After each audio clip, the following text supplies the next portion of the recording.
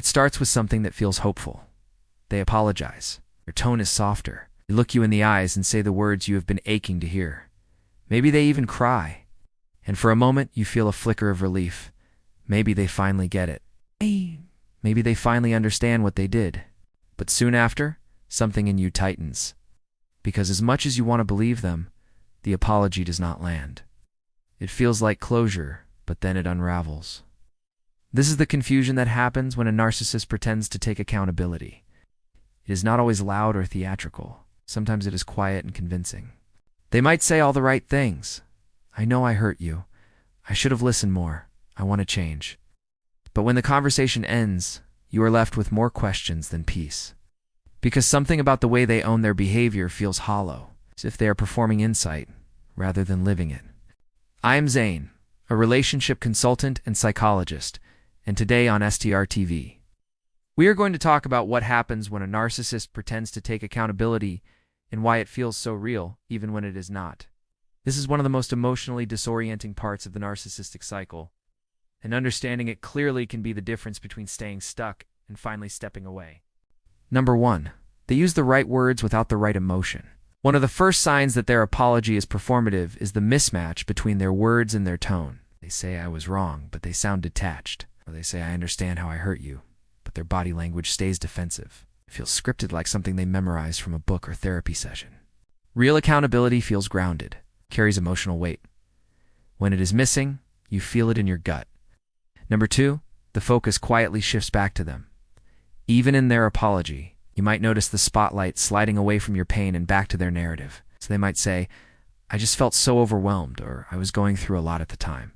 It starts sounding like an explanation instead of responsibility. Instead of sitting with the discomfort of what they did, they redirect the energy toward their own feelings. You find yourself empathizing with them, even though they were the one who hurt you.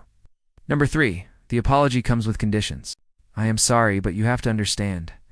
Or, I know I messed up, but you were not perfect either. These phrases sound like accountability on the surface, but they are layered with deflection. The moment an apology becomes a negotiation, it stops being real. True accountability does not need balance.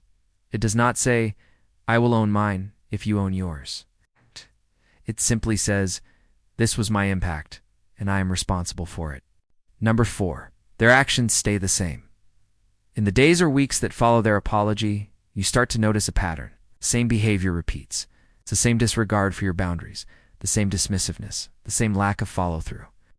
They might say, I am working on it, or change takes time. But real growth shows up in how someone handles your pain, not just how they talk about it. If nothing shifts after the apology, then the apology was likely just another tool to reset the dynamic. Number 5, you feel unsettled instead of seen. After real accountability, you should feel some emotional relief. Not that everything is perfect, but that something real was acknowledged. But when the accountability is fake, you leave the conversation feeling heavier, more confused. You start questioning your standards. Was I expecting too much? You start replaying the conversation, trying to decode it. That emotional unease is your instinct trying to tell you something is off. Have you ever received an apology that felt right in the moment but left you more confused afterward? What tipped you off? Share your experience in the comments. I always read them. And if this episode helped you name something you have been carrying, subscribe to STR TV, because here we talk about the clarity that frees you even when it breaks your heart.